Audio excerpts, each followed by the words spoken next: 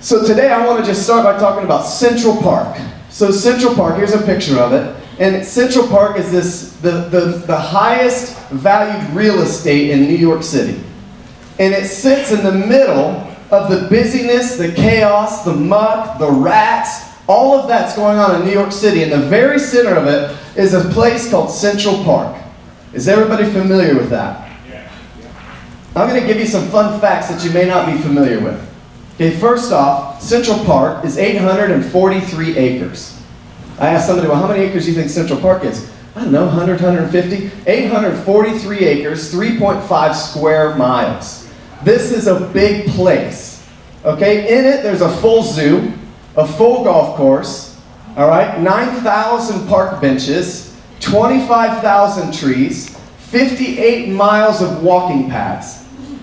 Are you following me? Yeah. In this Central Park, there is several ponds, 38 bridges, okay, 200 species of birds, bird watchers from all over the world, where they welcome, Central Park welcomes 40 million visitors a year. In 2005, the land was estimated to be worth over $528 billion. In the middle of New York City, there's this beautiful place called Central Park. Amongst the chaos, amongst the slums, amongst everything else that we see in New York, even recently in the news for the police thing and all that stuff, in the middle of that nastiness, in the middle of chaos, is Central Park, where there's over 50 hot dog, my favorite, over 50 hot dog and ice cream stands. Okay? And a few other things. 21 different playgrounds. 29 world-renowned sculptures. This is all in Central Park. It's a big city within itself. Okay, it was the first public community park in the U.S. and the first fully landscaped park in the U.S. Every bit of Central Park is landscaped. Even though it's made to look natural and you think it's all natural, it was landscaped, every bit of it. The ponds are man-made. It's beautiful. There's 2 ice skating rinks. There's an outdoor amphitheater. And it hosted the largest concert in history of 980,000 people for Garth Brooks in the late 90s. Central Park.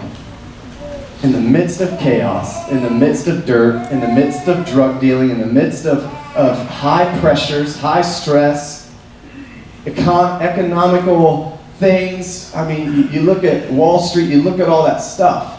And in the middle of it is this beautiful place called Central Park.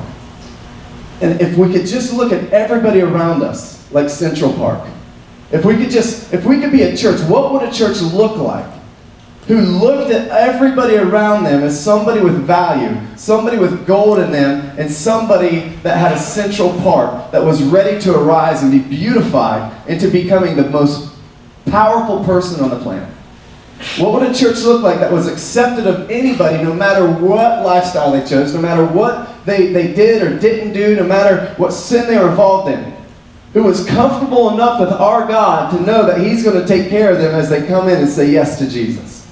What would a church look like that was fully accepted of everybody to know that they have value and know that God has a purpose and a plan for them? What would a church look like with the power of God behind them in unity, saying yes to everybody?